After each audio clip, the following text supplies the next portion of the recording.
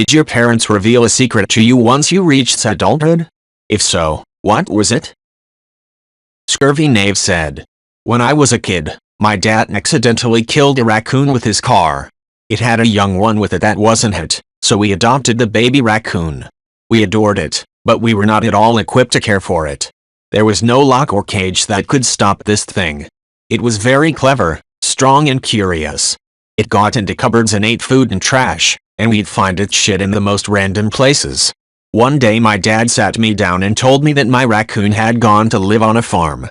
I was old enough to know what that meant, and I was heartbroken. Just a few years ago I was telling this story to my husband and my dad interrupted me and said that he literally, actually gave my raccoon away to a work acquaintance of his that had a farm and a lot of wooded properties. It had become so accustomed to humans it constantly broke into the man's house and ate his food, and got enormously fat and lived a long ordinary raccoon life." Stick Poker said, "Most of my college was paid by someone named Tony, random dude to me. I know you're all thinking that it was some sort of lover-child thing, but it turns out my grandfather was a bookie and Tony was always just a bad gambler. So instead of my grandpa having his knees capped, he made a deal Tony would pay for college." Trally22 said, "My college fund was given to my aunt because she was going through a hard time and would definitely pay it back. It's been 20 years. I guess we just gave her thousands of dollars. You know, for funsies. Edit, for all the people advising me not to lend money to family. I know. Lord, do I know. But sadly, I was 10 at the time. Thanks for the concern, but I wasn't the one that gave it away." South Dakota said, "I worked at a bank. It was heartbreaking to see parents withdrawing money on a weekly basis from their child's college fund or the kid's own savings account. Week before little kid comes in with dad. Kid brings his piggy bank for us to run through the coin counter. Kid is happy he saved up almost $20. We open up a savings account for him. He is saving up for a new Xbox.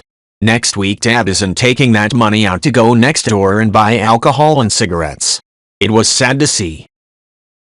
Illogical Futurity said, "A friend of mine in college told me how an aunt of his bragged of how she had college funds for her kids and that they'd be able to go to any college they want to and it's covered. Her oldest went to the college of her choice and after her first semester her mom demands she pays back the tuition she paid for college. Turns out while there is a college fund, her mom decided it would be best to be for her lifestyle instead and in less than a month she blew through it all buying an expensive house and cars and having a massive gambling and drug addiction. While the oldest was able to scrounge up and get a scholarship, that ordeal made her a penny pincher of the highest degree and she'd wear he clothes and shoes until they're nothing more than rags or riddled with holes." Much Difference said, "Happened to my ex, too. His parents were textbook narcissists, so the more they talked up something, the more of a lie it was. When the oldest sibling started prepping for college, he asked about these famous college savings accounts they all supposedly had. The parents' response was an increasingly aggressive stop asking about money. Money isn't everything. You're 17, you don't know shit." Dad got hammered one night many years later and admitted that the seed of their shitty big lie was like, Grandma slipped the parents a $50 once and suggested they open a savings account for the kids' education. Their narc tendencies ballooned that one little exchange into grand promises of free rides and all the help they'd ever need come 18. Made for Hire said, "When I turned 18 I got a letter from a distant aunt and uncle wishing me a happy birthday. I hadn't seen them since I was a baby, but there's hundreds of pictures of them and me together when I was a baby. They used to babysit me a lot and take me on vacations with them. My mom told me they used me to smuggle things. I guess they said it was super easy to smuggle just about anything with the baby. At one point literally hiding cocaine in my diaper." And Simaya said, "That secret was revealed to me not when I reached adulthood but when my father passed away. When I was a baby, I had a baby doll which I loved. I still have the doll now that I am 28 yo. One day, a month about after my father's death, my mother told me that he had bought me 3 same baby dolls and when the one I was using had gotten damaged, he secretly replaced her with a new one. He kept that secret as a present for the day of my wedding, along with all the baby dolls I had used all those years. He didn't make it to reveal it to me himself." Beak Chill Rob said, "I have a couple of identical 1985 Gun Suds teddy bears from when I was a kid. Originally I had one, But when I was very little I dropped it at the mall and freaked out. We found it, but my parents got an identical one and hid it in the linen closet behind the towels just in case. They said when I was around 3, they heard me making noise in the hall and then I excitedly ran into the room holding both bears over my head. For Mother's Day last year, I tracked down another 1985 suds from a collector that looked brand new. I had it shipped to me before I forwarded it to her so I could include a family photo of the 3 bears together. I don't think I'll ever outdo that gift. Edit. Found a copy of the photo I sent with the bear family photo. Mouseicle said, "What is real?" asked the rabbit one day, when they were lying side by side near the nursery fender, before Nan came to tidy the room. "Does it mean having things that buzz inside you and a stick-out handle?" "Real isn't how you were made," said the skin horse. "It's a thing that happens to you. When a child loves you for a long time, not just to play with, but really loves you, then you become real." "Does it hurt?" asked the rabbit. "Sometimes," said the skin horse, for he was always truthful. "When you're real you don't mind being hurt." "Does it happen all at once, like being wound up?" he asked, "or bit by bit?" "It doesn't happen all at once," said the skin horse. "You become. It takes a long time. That's why it doesn't happen often to people who break easily, or have sharp edges, or who have to be carefully kept. Generally, by the time you are real, most of your hair has been loved off, and your eyes drop out and you get all loose in the joints and very shabby. But these things don't matter at all, because once you are real you can't be ugly, except to people who don't understand." E. Hankin said, "OMG, I have a similar story. I have a stuffed dog named Frank. He's filled with those beads and I had a habit since I was young to roll the beads between my fingers because I liked the way it felt and it put me to sleep. Eventually he would get holes all over from rubbing the velour-like fabric so much. Arm nearly falling off, color is worn out from washing, you get the point. When I was about 10 my mom said she would fix him. I cried when I didn't have him for a few days. Finally got him back one day after school, which felt like years, was only like a week. He looked brand new. I was so happy he was able to be fixed. Turns out my mom put old Frank in a box and her friend's kid, who's the same age as me, also had one. They got the dogs together, never even played with him. She told me the truth when I was 17 and I cried from a mix of seeing old Frank all tattered and having new Frank just slightly less of a mess of string and fabric." Kim Ansgalore said, "My grandfather was a small business owner who everyone always thought of as extremely frugal due to growing up poor. Later we found out he spent a significant amount of money on charitable causes and helped a lot of his employees with financial and in one case legal trouble. Positive secret, but it was definitely a secret." Edit. Splice. IDIEI. Vehicle Efficient said, "When I was a kid, I used to be friends with the next door woman, who was about 20 years old. To me she was a best friend because she would read to me, or play with me or take me to walks. One morning I woke up and her dad was at my house and gave me a painting she made. Then my parents told me my friend had to move to another city for work and she left me the painting to remember her. Sometime later we moved to another city but returned years after when my dad died. I found the dad and sister were living there still. There I knew the truth. My friend had died on a car accident back then, but they decided to lie to me because they didn't want to hurt me." Edit. Thank you all for the upvotes and awards and sorry messages.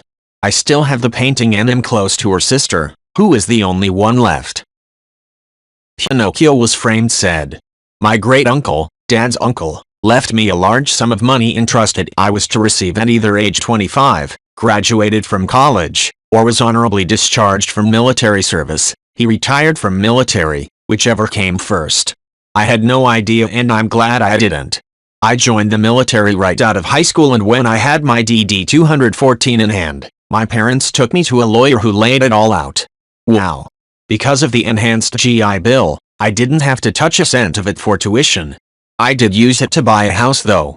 I miss my great-uncle as much for his wisdom as his company."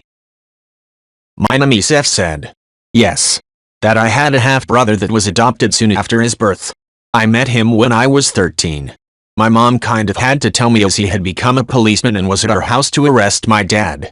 He didn't keep in touch. I don't blame him."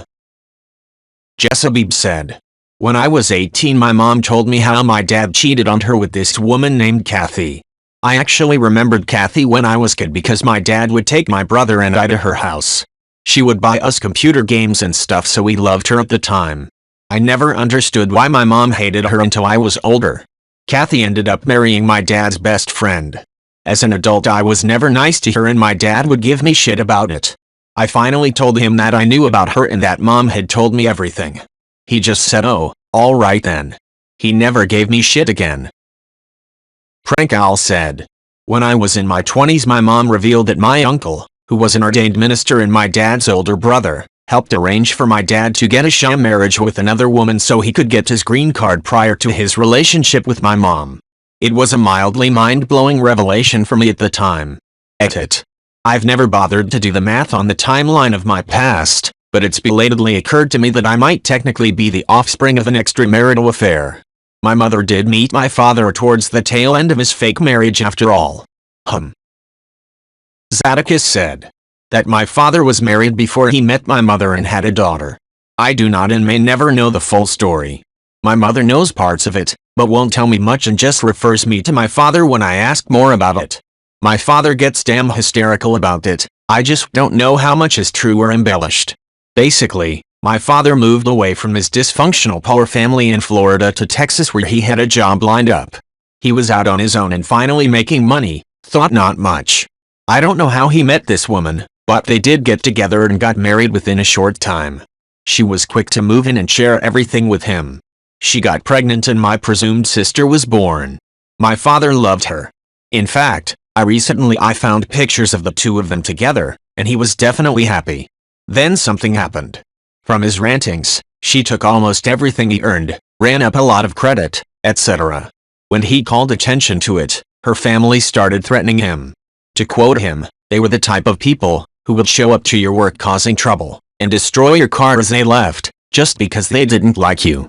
Now, by this time his daughter was almost 3 years old, and besides these supposed events, they had been living happily the entire time. Zadakis said, surprisingly, it was the woman who started the divorce. Her family had money, and my father, who was alone, did not, and they went hard on him in false accusations. My father was still fighting though, but when it looked like he might win, they claimed that his daughter was not his and how the woman had always been sleeping with some other man. It was apparently convincing enough that my father believes that to be true to this day. I don't think there was ever a paternity test, but he apparently signed away any claim to be her father. And he wasn't ordered to pay any child support. According to my mother, his supposed daughter would show up at our house apartment alone occasionally, trying to talk with my father. Even once on my 9th birthday, though I don't remember her. However, that strikes me as a little odd, as she couldn't be more than 12 years old at the time. Someone would have had to known where we lived and driven her there. The first time I heard about any of this was when I was 24 years old, and had just gone with my father to have our wills and other important documents updated. That is when he told me that if he died, someone may come claiming to be his daughter, but that it wasn't true, and instructed me on how to properly defend his estate from such an event. He wouldn't give me any details though, and I just dropped it. Zadakis said. Then, about a year ago, the supposed daughter found and contacted me on Facebook. I didn't respond at first, because I thought it was some junk friend request, but they also contacted my mother, who verified that it was who they said they were. So, yeah, I had a short conversation with her through Messenger. She sounded honest enough, but I was cautious skeptical. That is when I brought it up to my father, who got hysterical and told me the rest of what I've relayed here.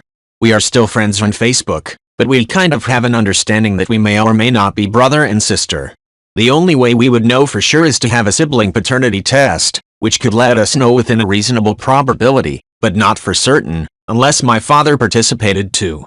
And we pretty much decided that we couldn't put him through that, as he seems to be very traumatized by whatever happened back then. She is a mother and has a caring family now though.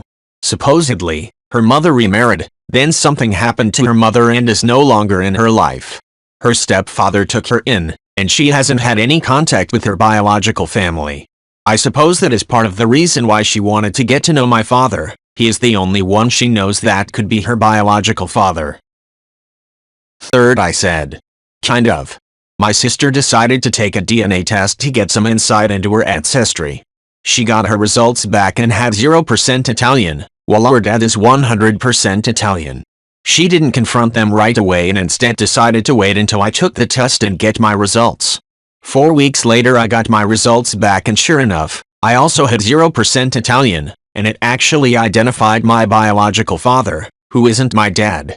They revealed the secret when my sister intentionally let it slip that she was and I were waiting for our DNA results. I'm 38 and it never once came up. It wasn't even really for a bad reason. They had fertility issues and went to a sperm bank. I'm honestly not sure they ever would have said anything.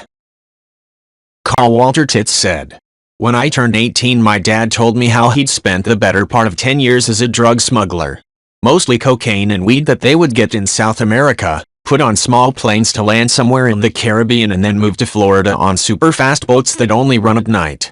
He didn't tell me all the insane stories I'm sure he had, but he did tell me about being stuck in a bar in Colombia for an entire day during an attempted coup and how more than once they traded guns they stole to the FARC for cocaine.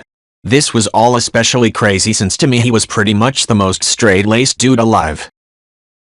E. Hankin said, "Not as impressive, but before weed got legalized in nearby states, my dad started a little weed farm in our basement. Parents bought our house specifically for a part of the basement which my dad closed off before we moved in.